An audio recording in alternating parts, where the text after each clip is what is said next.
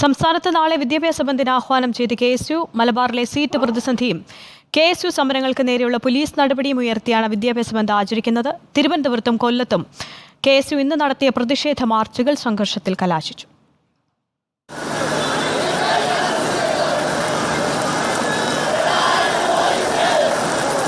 +1 ക്ലാസുകൾ ആരംഭിച്ചിട്ടും സീറ്റ് പ്രതിസന്ധി പരിഹരിക്കാതെ സർക്കാർ വിദ്യാർത്ഥികളെ വഞ്ചിക്കുന്നുവെന്നാണ് KSUവിന്റെ ആരോപണം.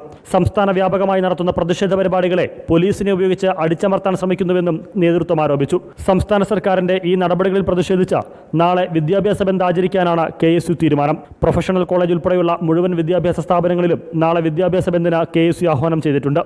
ഇന്ന് നിയമസഭയിലേക്ക് KSU നടത്തിയ പ്രതിഷേധ മാർച്ച് സംഘർഷത്തിൽ കലാശിച്ചു. ബാരിക്കേഡ് ഭേദിക്കാനുള്ള പ്രവർത്തകരുടെ തുടർച്ചയായ ശ്രമത്തെ പ്രതിരോധിക്കാൻ പോലീസ് നിരവധി തവണ ജലപീരങ്കി പ്രയോഗിച്ചു.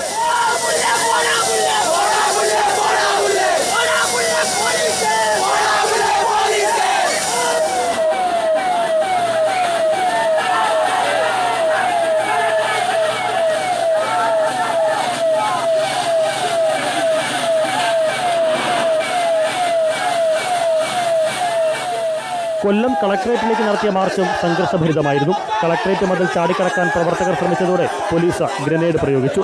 നിലത്ത് വീണ ഗ്രനേഡ് പോലീസിനെതിരെ തിരിച്ചറിഞ്ഞുകൊണ്ടായിരുന്നു KSU പ്രവർത്തകരുടെ പ്രതിരോധം.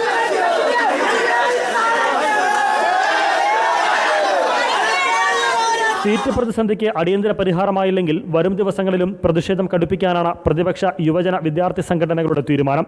MSFന്റെയും KSUവിന്റെയും നേതാക്കന്മാരെയൊക്കെ ജയിലിലടച്ചിരിക്കുകയാണ്. അവരെ ജയിലിലടച്ചാൽ ഈ സമരം അവസാനിക്കാൻ പാടില്ല എന്നതുകൊണ്ടാണ് അവരുടെ ഈ സമരം ഏറ്റെടുത്തുകൊണ്ട് യൂത്ത് ലീഗ് നാളെ നിയമസഭാ മാർച്ച് പ്രഖ്യാപിച്ചിട്ടുള്ളത്. കൊല്ലം ബ്യൂറോയ്ക്കൊപ്പം റിപ്പോർട്ടർ, തിരുവനന്തപുരം.